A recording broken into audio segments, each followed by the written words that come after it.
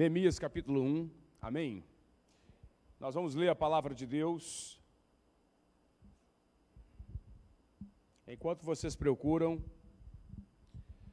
eu quero externar a minha alegria em poder estar aqui com vocês mais uma vez, para poder magnificar, glorificar e louvar o nome do Senhor.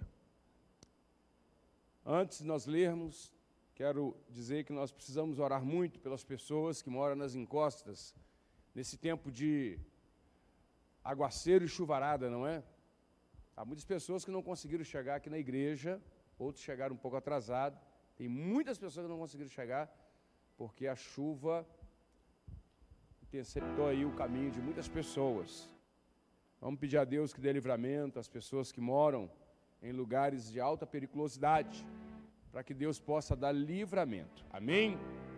Eu quero ler essa palavra com vocês e quero falar nesse tema, o desejo da mudança. Amém? Diz assim a palavra de Deus, no livro de Neemias, no capítulo 1 e no verso 1. As palavras de Neemias, filhos de Acalias.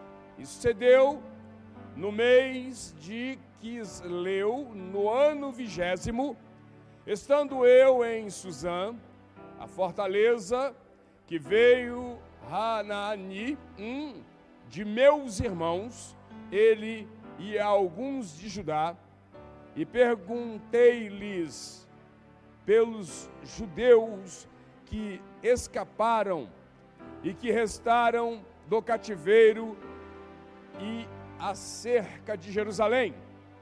E disseram-me, os restantes que não foram levados para o cativeiro, lá na província estão em grande miséria e desprezo. E o muro de Jerusalém vendido e as suas portas queimadas a fogo. E sucedeu que, ouvindo eu essas palavras, assentei-me e chorei, e lamentei por alguns dias, e estive jejuando e orando perante o Deus dos céus. Verso 5. E disse a Senhor, Deus dos céus, Deus grande e terrível, que guardas o conserto e as benignidades para com aqueles que te amam e guardam os teus mandamentos. Estejam, pois, atentos os teus ouvidos e os teus olhos abertos para ouvires a oração do teu servo, que eu hoje faço perante ti, de dia e de noite, pelos filhos de Israel, o teu servo, e faço confissão pelos pecados dos filhos de Israel, que pecaram contra ti, também eu e a casa de meu pai pecamos. Verso 7. De todos nós corrompemos contra ti e não guardamos os mandamentos, nem os estatutos, nem os juízos que ordenaram a Moisés, teu servo. Lembra-te, pois, da palavra que ordenastes a Moisés, teu servo, dizendo, vós transgredireis e eu vos espalharei dentre os povos, e vós vos convertereis a mim e guardarei os meus mandamentos, e os farei, então, ainda que os vossos rejeitados estejam no cabo dos céus, de lá os ajuntarei e os trarei ao lugar que tenho escolhido para ali fazer habitar o meu nome. Esteja ainda. Estes são ainda são os teus servos e o teu povo que resgatastes com a tua grande força e com a tua forte mão. Ah, Senhor, estejam, pois, atentos os teus ouvidos à oração do teu servo e à oração dos teus servos que desejam temer o teu nome. E faze prosperar hoje os teus servos e dar-lhes graça perante esses homens. Então era eu copeiro do rei. Amém. Vamos orar. Senhor Deus, nós te agradecemos por tudo, Pai. Te magnificamos, te exaltamos e te louvamos por tudo que o Senhor tem feito. Não só agora, mas para sempre, em nome do Pai, do Filho e do Espírito Santo. Eu abençoo os teus filhos aqui presentes e aqueles que estão assistindo nas redes sociais. Eu os abençoo em nome de Jesus. Amém, amém e amém. Tomai assento, irmãos. Vejam bem, queridos, Neemias, ele é um homem sintonizado com os céus e também com a terra. Ele olha a vida da perspectiva do tempo e também da eternidade. Ele tem uma cabeça cheia de luz e um coração também pleno de devoção. Ele é grande líder diante dos homens e humilde adorador diante de Deus. Ele é capaz também de enfrentar as maiores pressões eternas e externas sem se intimidar e também de chorar diante do sofrimento dos seus irmãos. Neemias é um empreendedor guiado por um desejo de fazer o extraordinário. E John Maxwell, ele citando A.W. Tozer, ele diz que Deus está procurando pessoas com as quais possa fazer o impossível. Aleluia! Como é triste então constatar que a nossa mente sempre planeja o que podemos fazer por nós mesmos. Neemias, ele é um líder que ora e age, que fala e faz, que planeja e motiva, que confronta também e que consola, que busca a glória de Deus e também o bem do povo, e não só a sua própria promoção. A sua vida é um grande exemplo, a sua liderança também é um estandarte, o seu trabalho é um grande monumento. A poeira então do tempo não pode apagar os seus feitos, jamais. A sua abnegação também e coragem são tônicos que ainda fortalecem os braços de muitos líderes e daqueles que estão aqui nessa noite. A sua piedade e o seu momento administrativo são faróis que vai clarear a estrada daqueles que abraçam a vida pública. A sua compaixão também milagre, mas pelos desassistidos de esperança também são bálsamo que alivia as feridas de muitos peregrinos. As suas orações também e zelo pela verdade de Deus baliza o caminho de muitos embaixadores do Senhor Deus na história. Então vamos olhar aqui o alvo desse grande líder e vamos contemplar o seu rosto, as suas palavras, por exemplo, as suas obras e também o seu exemplo. Então cada página desse precioso livro tem um grande peso de 1 tonelada. A princípio então, tão fantásticos neste livro, que são mais precioso do que propriamente muito ouro depurado. Então leia o livro de Neemias com uma mente aberta, com um coração sedento e com uma alma ávida de receber de Deus a instrução. O Espírito Santo é exatamente quem nos guia à verdade, até porque Ele é o mestre divino que abre o nosso entendimento e ilumina a nossa mente na percepção das insondáveis riquezas de Jesus Cristo, aleluia. E quais são então os atributos desse gigante de Deus? Desse distinto consolador, um homem então que está a serviço de Deus e também dos homens. Neemias, no capítulo 1 e 11 diz isto. E aí 3 fatos aqui são dignos de destaque a respeito de Neemias. Em primeiro lugar, o seu nome.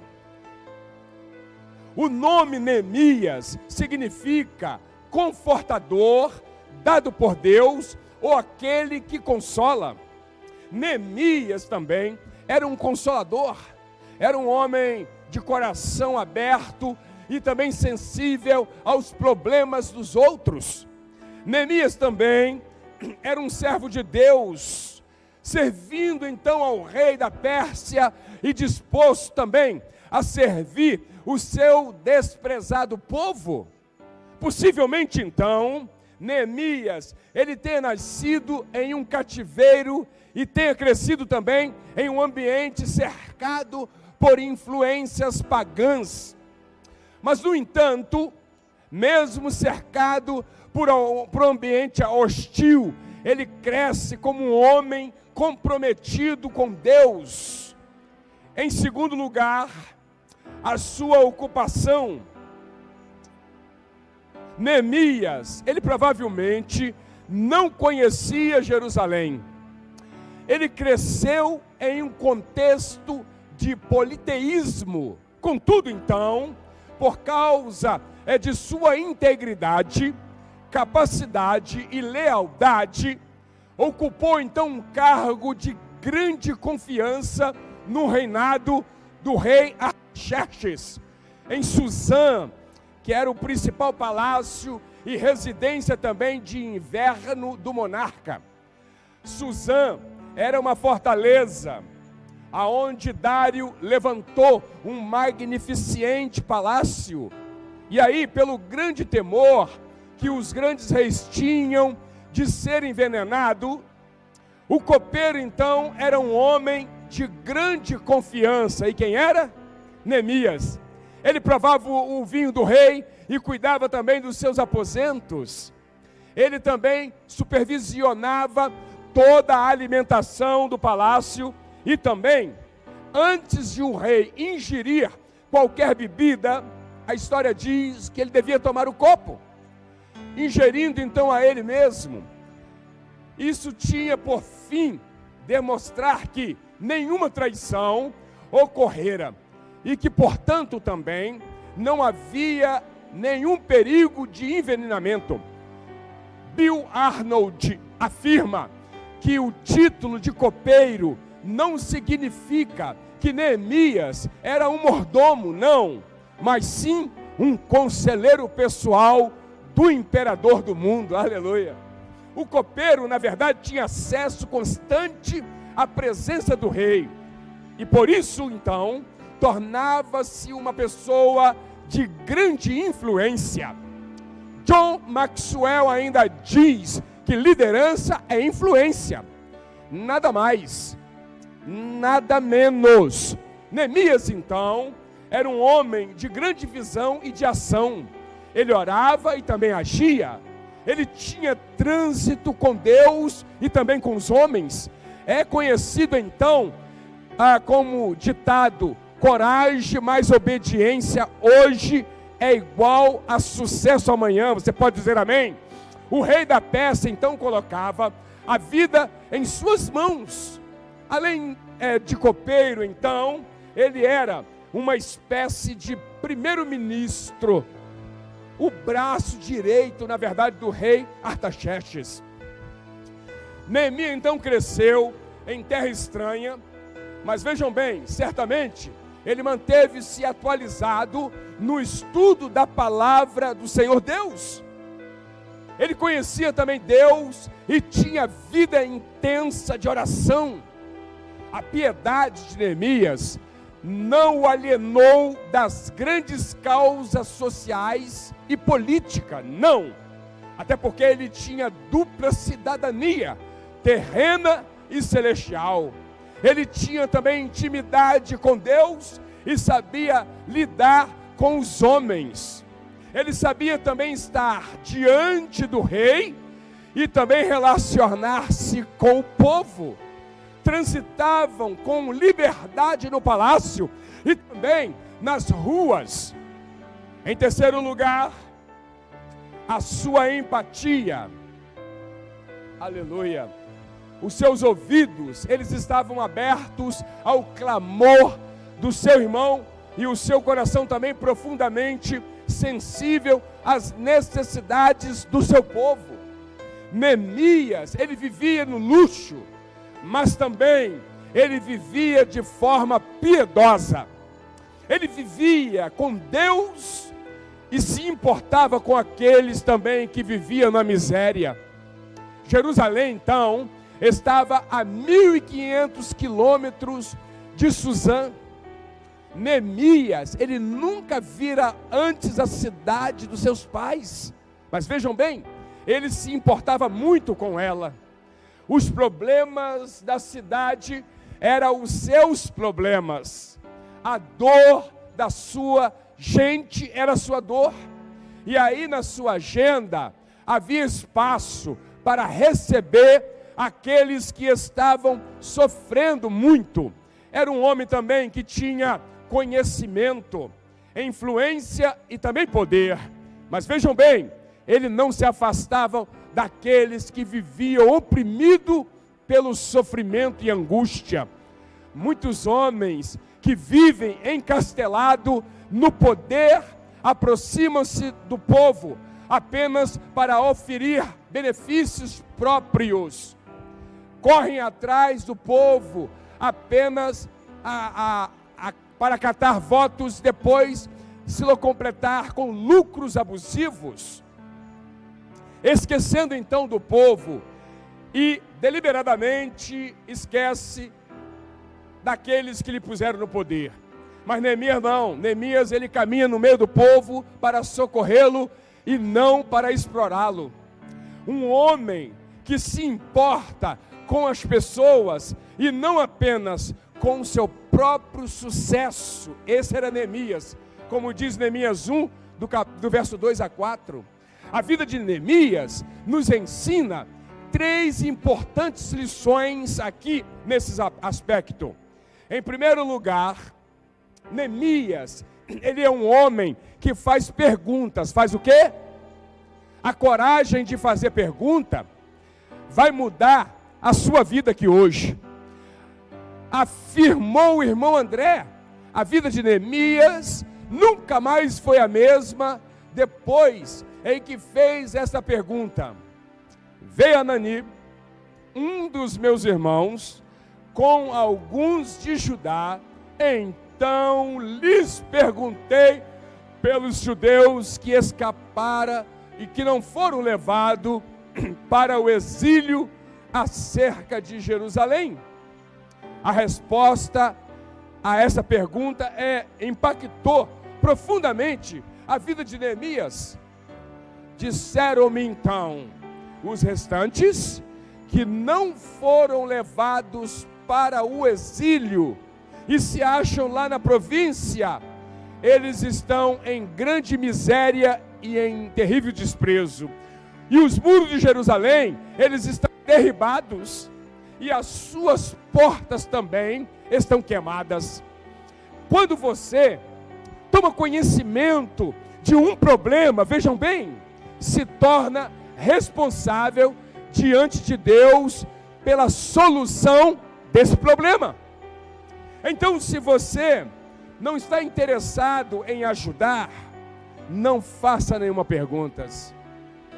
Perguntar a alguém é como ela vai, sem ter um tempo, uma disposição e um esforço para ajudar, é uma consumada hipocrisia. Os líderes encontram muitas das vezes os seus propósitos nas necessidades que os cercam.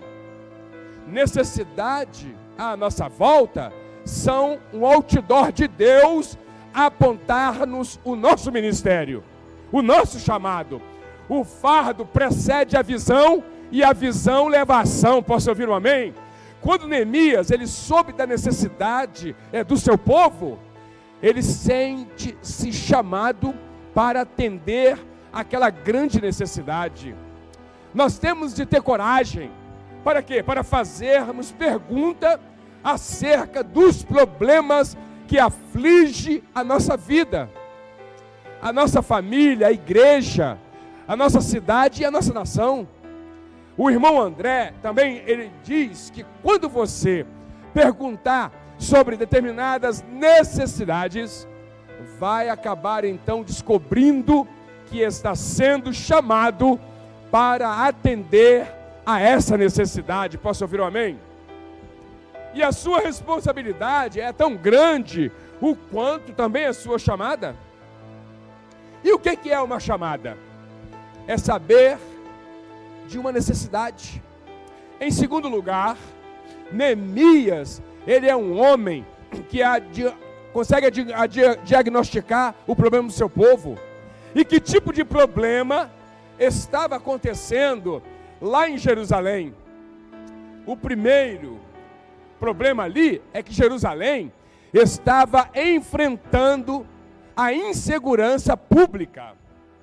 Anani disse a Neemias: os muros de Jerusalém estão derribados, a cidade também estava desguarnecida, o povo também estava sem defesa nenhuma, e aí não havia segurança nenhuma. Os invasores, eles podiam entrar a qualquer momento. Um povo sem segurança sente-se vulnerável e é ameaçado, sim ou não? Esse é o maior problema das grandes cidades do Brasil hoje. Nós vivemos sobre o aspecto do medo. Trancamos-nos então dentro de casa e temos também medo de quê? De sair às ruas. A violência, há arrombamento, assaltos e sequestros.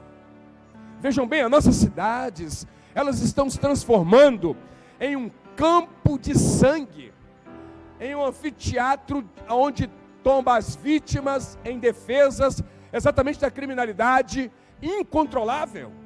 Então as nossas cidades, elas estão sem muro e entregue à ordem de criminosos. O narcotráfico desafia a justiça como um poder paralelo. Os cartéis do crime organizado também se infiltram nos poderes constituídos e tira também a esperança da nação. Então nós vivemos em um sentimento de impotência, sim ou não? O segundo é que Jerusalém estava enfrentando era injustiça social. Disse ainda Anani: e as suas portas queimadas. Os juízes que julgavam aquelas causas do povo ficavam então junto às portas da cidade, com as suas portas queimadas. Jerusalém então estava desassistida dos braços opressor da lei, estava desprovida da ação do ministério público e sem o ministério vital dos juízes.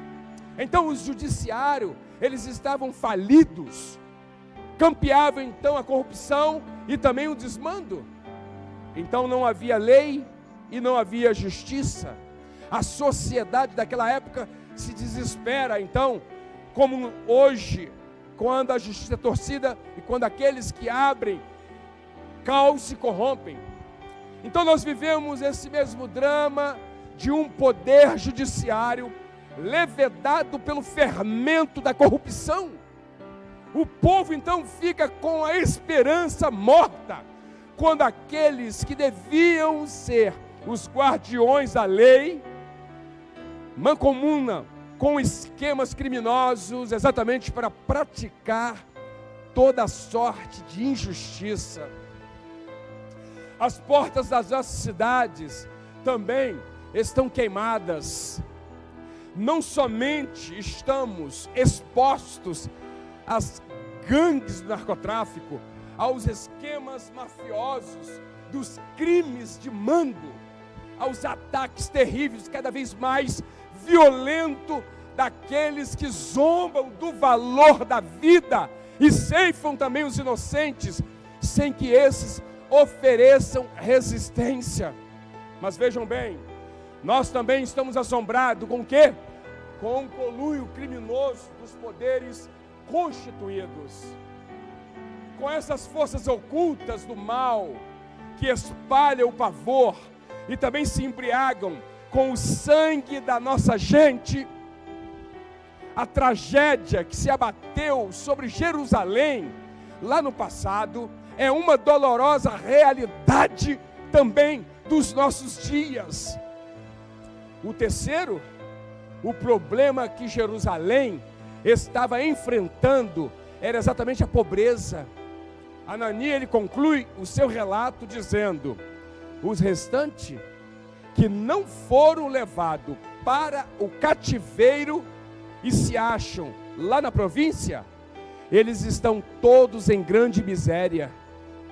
Então o povo judeu, eles tinham voltado exatamente para Jerusalém.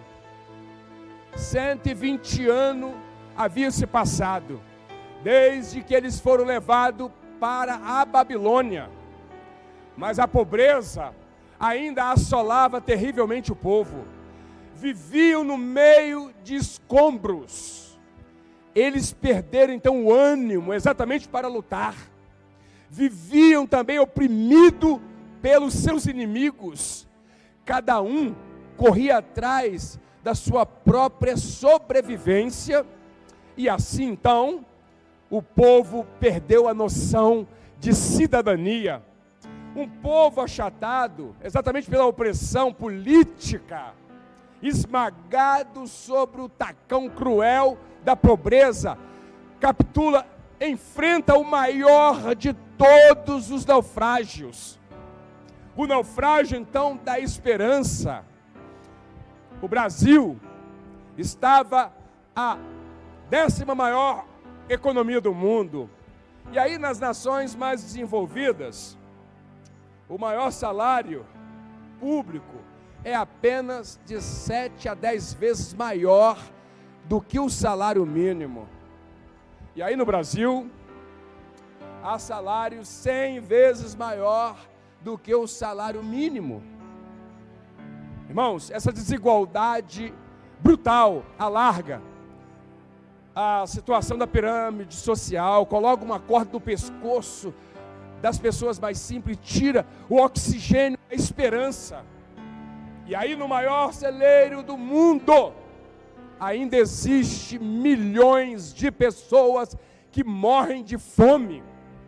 Outras, infelizmente, com o rosto corado de vergonha, disputam com os cães leprentos os restos apodrecidos das feiras. Ainda há outras que vivem com o ventre estufado pelas costelas em ponta, com vontade de encher os estômagos, fuzilados exatamente pela dor estonteante da fome. E o quarto problema aqui é que Jerusalém estava enfrentando o desprezo. Ananias, ele conclui e diz: além de viver em uma cidade sem segurança e sem justiça, além de estar golpeado pela pobreza, eram também ultrajados pelo desprezo. Era um povo então esquecido, abandonado à sua sorte. Maior do que a dor da pobreza é a dor do abandono, sim ou não? O povo então estava desassistido e ainda encurralado pelos inimigos. Sabe, muitos vivem assim ainda hoje. O desprezo não dói apenas no bolso e no estômago, mas também, sobretudo, na alma das pessoas. Ele atinge o âmago, o íntimo. Ele tenta destruir o homem de dentro para fora. Neemias, ele busca mudança. Neemias buscou o quê? Neemias buscou o quê? Ele busca mudança. Você crê que haverá mudança para a sua vida nesta noite? Você crê que haverá mudança para a sua vida nesta noite? Neemias busca o favor de Deus, porque ele sabia que, decidindo o Senhor cumprir a promessa de restaurar a sorte de Jerusalém, ninguém poderia impedir que isso pudesse acontecer. E aí é nessa certeza aqui, é que Neemias clama por ajuda, e Deus me trouxe aqui nesta noite para lhe dizer, que ao clamar por ajuda dos céus, ninguém aqui na terra terá poder de impedir o que Ele vai realizar em sua vida. Eu posso ouvir um glória a Deus e aleluia, independente do que você estiver vivendo, ninguém na terra vai impedir a ação do céu. Há um princípio aqui, aplicado para reverter o cenário. Vejam bem, Bartimeu também, ele clama a Deus, que era um cego de nascença. A Bíblia diz que ele clamou e disse: Jesus, filho de Davi, tem compaixão da minha vida. Então, Jesus parou e disse: traga esse homem aqui. E tendo ele chegado, Jesus perguntou a ele: que queres que eu te faça? Respondeu então ele: Senhor, que eu torne a ver. Lucas 18, e verso 38 e verso 41. Seria Jesus, então, de tal modo insensível, que não soubesse da angústia daquele homem trazido exatamente à sua presença? Não havia um mestre contemplado multidão de enfermo e desesperado em busca de socorro à sua volta? Por que então submeter aquele homem a declarar a sua necessidade em ocasião tão crítica? Seria então uma tentativa de Jesus Cristo chamar a atenção para si mesmo? Realçando então diante de todos que estava para realizar uma cura impensável? Então abriu os olhos a um cego de nascença. Que queres que eu te faça? Jesus disse, é a chave que vai abrir os lábios daquele homem para declarar publicamente a sua fé, glorificando exatamente a Deus e levando também o povo a reconhecer que o Senhor Deus é o autor de toda mudança espetacular. Então, filhos, Jesus Cristo, Ele lhes disse: recupera a tua vista agora, a tua fé te salvou. Posso ouvir um amém? Imediatamente tornou-se a ver e seguiam-o glorificando e exaltando a Deus. Então também todo o povo, quando viu tudo aquilo, dava louvores a Deus. Você vai ficar calado agora? Você pode glorificar. Lucas 18, 42 e 43 nos diz isso.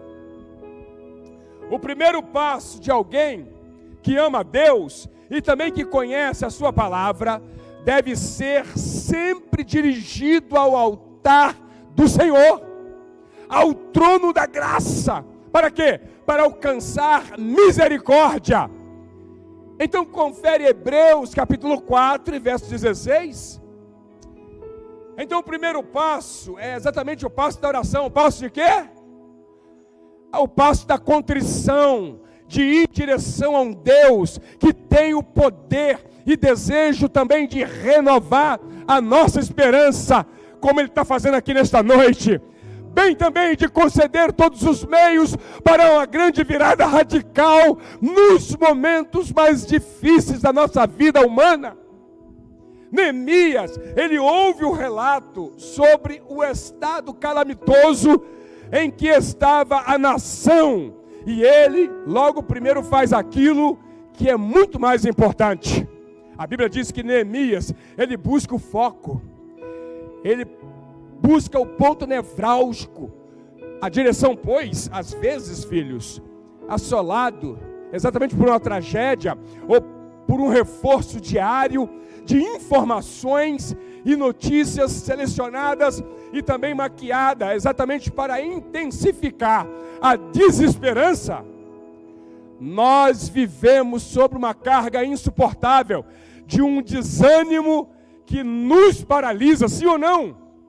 Nós somos soterrados muitas das vezes por uma enxurrada de números, gráficos e também declarações negativas de autoridades especialistas, com voz cavernosa e semblante funesto, a despejar então apenas as más notícias. Mas hoje eu te trago uma notícia dos céus. Deus me diz que Ele te conhece, sabe muito bem o caminho que já está pavimentado, e Ele saberá trabalhar a seu favor como ninguém. Ninguém trará uma notícia tão boa e bela dos céus, o quanto a presença de Deus aqui nesta noite. Deus vai mudar a nossa história este ano ainda, independente de governo, de poderes, independente de circunstâncias e situações. O nosso Deus está nos trazendo uma boa notícia. Deus vai mudar a nossa história. Eu posso ouvir um brado de glória nesta hora? Levante suas mãos e sinta a presença dEle. Ele vai mudar essa história. O Deus de Neemias ainda é o Deus que age aqui. As notícias da terra, as falâncias da terra de especialista da área socioeconômica não pode sobrepor o que Deus está trazendo como mensagem poderosa nos dias de hoje para a nossa vida. Aleluia. O discurso de terror que toma conta das mídias e das redes sociais sufoca ainda mais a alma das pessoas, a ponto exatamente de pensarem que não há mais saída. Diga para o seu irmão, ainda há uma saída.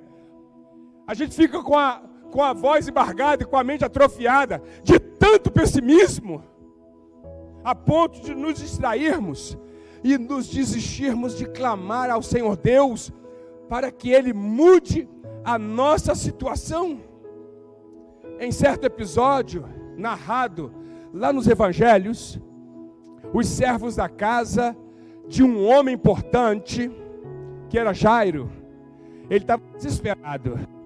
Eles insistiram que ele não mais buscasse o socorro em Jesus para a enfermidade da sua filha. A sua filha já está morta, não há jeito mais. Não incomode mais o mestre. Lucas capítulo 8, verso 49. Vejam bem, a resposta de Jesus a Jairo reforça que a nossa fé deve ser declarado diante de qualquer situação que pareça impossível aos homens. Não temas, filho, crê tão somente e ela será salva, aleluia. Versículo 50. Conselhos negativos também foram dados a Jó. A sua esposa revoltada com aquela tragédia repentina que os assolou, por exemplo, proferiu palavras com esse sentido: desista, abandona o seu Deus e morra, Jó. Não adianta ter mais fé. Não espere mais mudança nenhuma depois de tanta desgraça, não, de perdas dos bens, por falências dos negócios, morte dos filhos e também das filhas. Entretanto, Neemias, ele nos ensina que nenhuma história termina quando os homens decidem, aleluia. O final do que crer em um Deus todo-poderoso não será uma tragédia irreversível. Vejam bem, o Senhor Deus, Ele tem a última palavra. Ele tem o quê? E nós devemos declarar que desejamos que Ele mude a nossa sorte. Como afirma Neemias aqui, esses ainda são os teus servos e o teu povo que resgatastes com o teu grande poder e com a tua mão poderosa. A mão poderosa dele está aqui na sua vida hoje. A mão dele está sobre você hoje.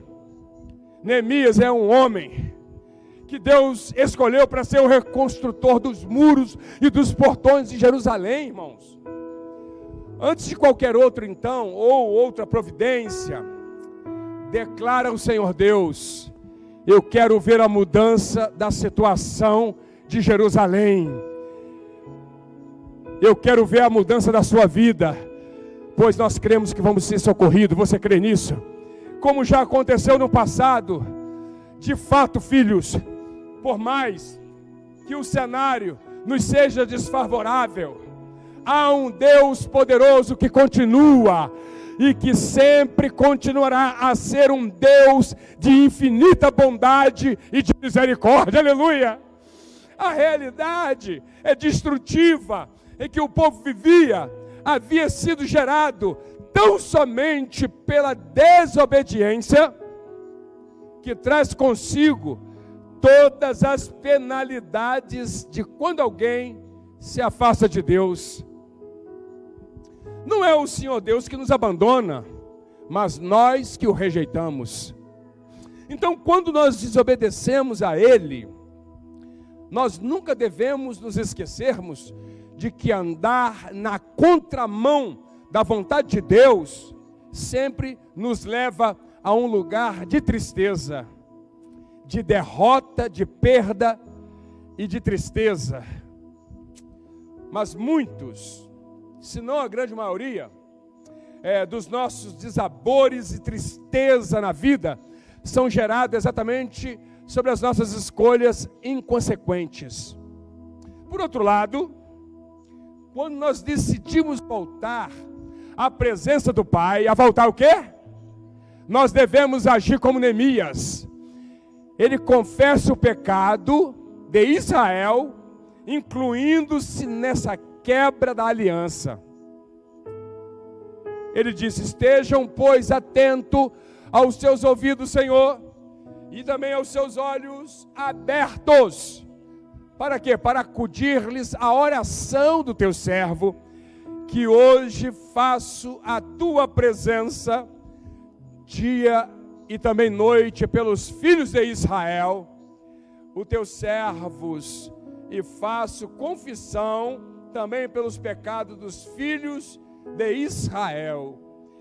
Eu clamo a ti e lhe peço perdão, disse ele. Nós cometemos pecado contra ti, pois eu e a casa do meu pai, nós temos pecado. Temos procedido de todo corruptamente contra ti.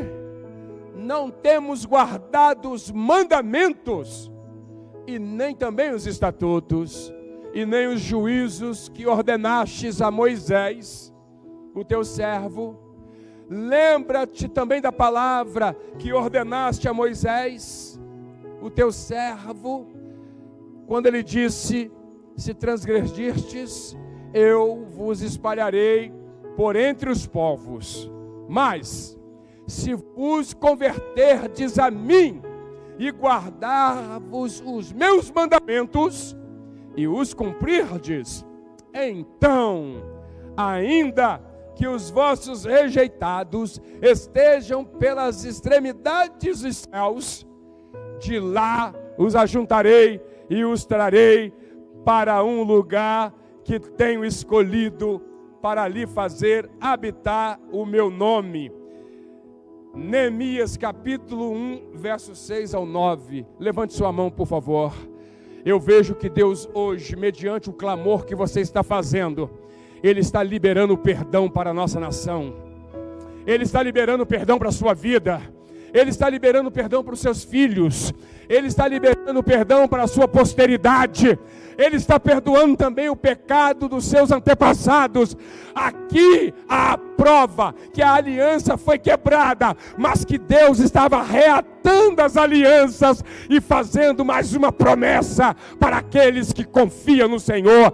Só os que confiam em Deus, levante as mãos e adora Ele por alguns segundos, porque Ele está te dando perdão, Ele está te dando a graça, Ele está me dizendo: filho, para de sofrer por causa do erro do passado.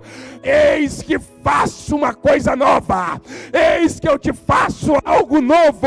Nesta noite é noite de coisa nova. O passado Deus não lembra mais, foi jogado no abismo do mar. Levante suas mãos e adora Ele, porque hoje é noite de renovo. Aleluia, aleluia. Esse trecho aqui afirma que não há nada que possa impedir Deus de nos resgatar e nos abençoar, quando assim for a vontade dEle. Diga: é da vontade de Deus te restaurar. Não há nada, por mais duro e consolidado que esteja, que o Senhor Deus não possa reverter com mãos poderosas. Se decidirmos buscarmos a sua presença hoje e nos arrependermos e clamarmos por socorro, vejam bem, por esse motivo, sobre o poder da palavra, como a igreja e o papel da igreja é para a reconstrução de uma nação que passa por terríveis ameaças. Vejam bem, um chamado profético, eu creio que a retomada de todo o contexto aqui, cidade ou família e também pessoas, é fruto de uma decisão de mudança. Quantos vão mudar aí, aleluia? Aliado divinamente orquestrado a nosso favor por Deus. Na teologia reformada, isso é chamado de concorrência, ou um tipo de intervenção divina, em que o Senhor Deus entra com uma parte e você com a outra. Quantos desejam isto? O brado profético aqui da igreja é o verdadeiro elemento para uma grande virada radical que o mundo necessita ver. Isto é, o povo de Deus orando, o povo de Deus clamando e convidando todas as pessoas a um arrependimento, aleluia. Em todos os lugares Deus vai fazer isso, como já exemplificado em certa ocasião na vida do rei Salomão. Quem se lembra? Ele disse: se o meu povo, que se chama pelo meu nome, se humilhar e orar e me buscar e se converter dos seus maus caminhos, então eu ouvirei dos céus, perdoarei os seus pecados e sararei a sua terra. Estarão abertos então os meus olhos e atentos os meus ouvidos à oração que se fizer neste lugar. Segundas Crônicas, capítulo 7, e verso 14 e 15. Irmãos, se nós cristãos, que somos o povo do Senhor Deus, orarmos e decidirmos, clamarmos ao Senhor Deus, para que abençoe a nossa cidade, se nos comprometermos a vivermos em pureza e também em santidade, então nós tocaremos o coração do Deus misericordioso, que tem o poder exatamente para sarar a nossa terra. Quando retornamos então aos cultos presenciais, após o abrandamento das restrições legais ao direito de reunião, havia ainda muitos indiferentes anseios em nossa nação, até porque era uma situação desconhecida e ainda não vivida. E quantos viriam aos encontros das novas condições? Então foram abertas as inscrições em algumas igrejas para a participação nos cultos. Nós não tivemos isso aqui, mas nós viemos, nos inclinamos em oração para que Deus motivasse as pessoas a que retornassem à comunhão da igreja. Louva a Deus por você estar aqui hoje. E aí, com toda a ordem e prudência que caracteriza o povo do Senhor Deus, nós continuamos baixando, e não há nada pior, ou tão pior, do que nós não entendermos o propósito de Deus.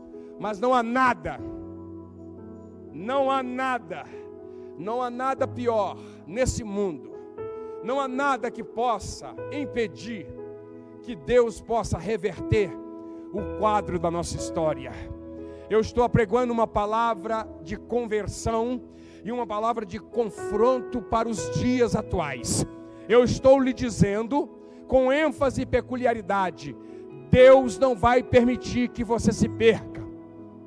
Deus não vai permitir que você seja destruído. Deus não vai permitir que a sua família seja destruída. Deus não vai permitir, até porque o socorro dele bem presente na hora da angústia está aqui nesta noite. Ele está te socorrendo nesta noite. Eu queria que você recebesse o toque da mão de Deus passeando nesta casa. Adore a Ele por alguns segundos, receba a presença dEle nesta hora. Guarda o teu coração e receba a presença. Aleluias. Mas uma coisa nós temos a certeza: todo o processo de retomada é antecedido por um tempo de busca em oração e também em total dependência do Senhor, a fim exatamente de que sejamos o quê? Surpreendidos e levados a bom termo. Trata exatamente do prenúncio do que designamos a uma virada radical. Portanto, irmão, o retorno às atividades presenciais em nossa igreja foi uma ação de todo o povo de Deus para a glória do seu nome. Casamentos estão voltando a acontecer. Almoços de negócios em restaurante também estão sendo retomados. Munido então dos recursos que lhe foram proporcionados pelo rei Artaxerxes. Vejam bem, Neemias ele chega a Jerusalém após uma longa viagem. Os detalhes então da atuação desse servo de Deus, nesse episódio aqui da reconstrução dos muros e portões também da cidade sagrada de Jerusalém, podem ser conhecidos e pode ser estudado exatamente no livro de Neemias. Então vale a pena ler e reler esse conteúdo aqui, até porque é um livro fascinante, que traz princípios de liderança incomparável nas Escrituras, mas também vai nos oferecer importante compreensão sobre o poder da oração e da dependência de Deus para os momentos que antecedem também as grandes decisões. Neemias, ele demonstra que o favor de Deus se mostra àquele cujo coração se inclina para o Senhor Deus. Eu posso atestar, filhos, que todas as vezes que eu busquei de coração a face do Senhor Deus, em momentos críticos da minha vida, eu recebi o socorro necessário e você vai receber também. Por mais que o cenário ameaçador venha se apresentar diante de nós, jamais faltou a orientação do Senhor, jamais vai faltar a orientação do Senhor para que nós não sigamos. Como foi garantido a Davi, nós somos beneficiados sempre com a declaração bíblica. E ainda que eu ande pelo vale da sombra da morte, não temerei mal nenhum, aleluia. Por quê? Porque tu estás comigo, o teu bordão e o teu cajado me consola. Salmos 23 e verso 4. Irmão, o poder e a autoridade do Senhor se apresenta a todos que o buscam, e quaisquer que seja a circunstância que nos envolva, vejam bem, sempre que eu decido buscar a Deus, o favor dele me alcança, e está te alcançando aí também hoje.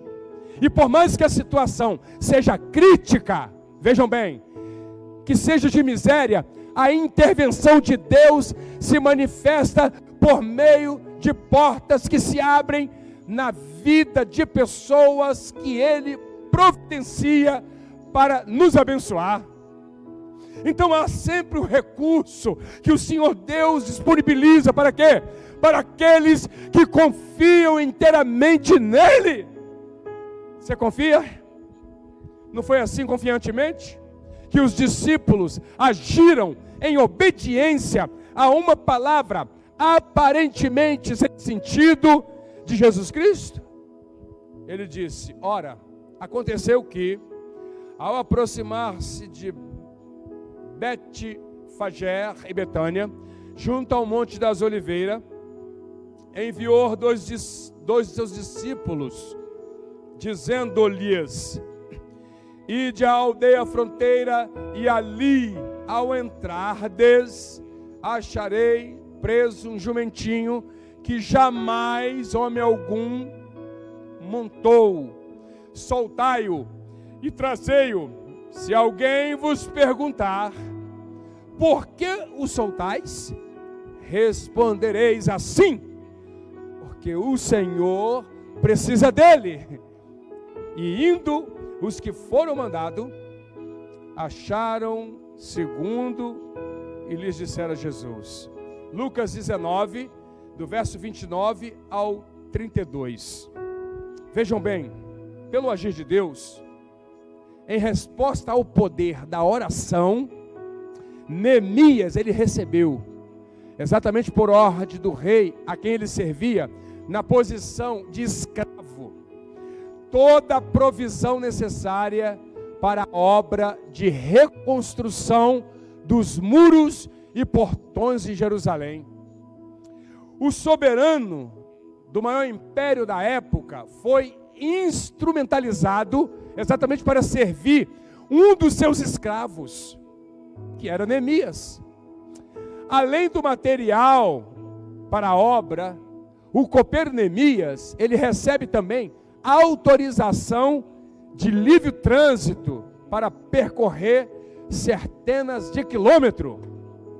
E aí, atravessando inúmeras províncias do império, foram mais do que porta, foram fronteiras abertas para que o Filho de Deus cumprisse a sua missão.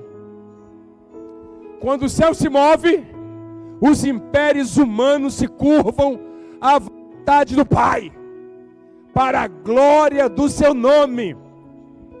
Você pode levantar as mãos e glorificar a Ele.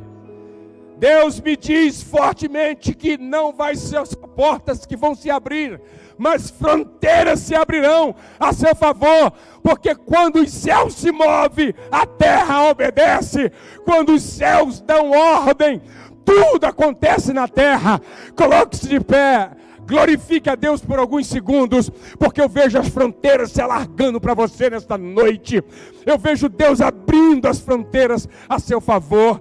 Deus está alargando os seus caminhos, está pavimentando os seus caminhos. Levante suas mãos e receba agora esta palavra. O povo de Deus não vai ficar encurralado, aprisionado nas mãos do inimigo, não!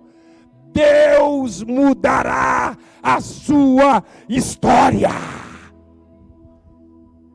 Diga para o seu irmão: as fronteiras estão abrindo a seu favor. Diga: Deus está abrindo as fronteiras para você entrar. Sabe, eu estou vendo gente aqui nesta noite marchando, e Deus fazendo com que as fronteiras se abram para você. Eu já estou terminando aqui, mas eu quero afirmar algo muito sério a seu favor. Eu quero afirmar aqui nesta noite: não haverá nenhuma autoridade nessa terra que, mesmo com um poder grandioso, vai impedir a ação de Deus para você. O Deus Todo-Poderoso nesta noite está dizendo que está bradando a seu favor. Assim como Deus deu carta branca para Neemias trilhar aonde ele quisesse trilhar, no estado que ele quisesse estar, Deus me diz que aonde você colocar a planta do teu pé, também será santificado. Será que você pode dar um brado de glória, agradecer a Ele? Nada poderá nos separar do amor de Deus que está em Cristo Jesus, o nosso Senhor. Aleluias. Você pode humildemente, carinhosamente dizer ao seu irmão: hoje não foi uma porta que se abriu, foi portais. Fronteiras estão sendo rompidas a seu favor. Aleluias. Deus está abrindo a seu favor nesta noite. Eu posso orar por você? Senhor, eu quero neste momento abençoar os teus filhos. Quero ministrar a bênção sobre eles. E quero lhe pedir que o Senhor toque, visite essa pessoa que está agora me assistindo nas redes sociais, na casa dessa pessoa, nos negócios desta pessoa. Eu abençoo todas essas pessoas que estão agora aqui nesta noite. Eu oro e abençoo a vida delas. Essa semana será uma semana de resposta, será uma semana de muitas bênçãos, serão semanas, meu Deus e meu Pai, de muito favor do alto. O favor do Senhor está vindo ao encontro dos teus filhos nesta hora. O favor do Senhor está vindo ao encontro dos teus filhos. O favor do Senhor está vindo ao encontro. Feche os seus olhos e ora agora, você mesmo fala com Deus. A situação em Jerusalém mudou quando Neemias primeiro perguntou. Neemias o quê? Ele fez pergunta. Depois ele ora. E ele pede a misericórdia para o povo. Quando você ora e pede a misericórdia, Deus age. Pode ter certeza, filho, Deus age. Eu quero terminar dizendo, as suas orações não são em vão. Eu oro com muitas pessoas o ano todo, a vida toda, e todas as pessoas podem dizer que tem milagre para contar. Diga ao seu irmão: filho, você vai ter milagres para contar, por causa das suas orações. Você vai ter milagre para contar. Senhor, muito obrigado. Que a tua bondade seja sobre nós, que o teu poder seja sobre nós. Eu te agradeço, Senhor, por tudo que o Senhor tem feito em nossas vidas, não só agora, mas para sempre. Em nome do Pai, do Filho e do Espírito Santo. Amém, amém e amém. A vitória é nossa. Eu já vou terminar, mas vejam bem.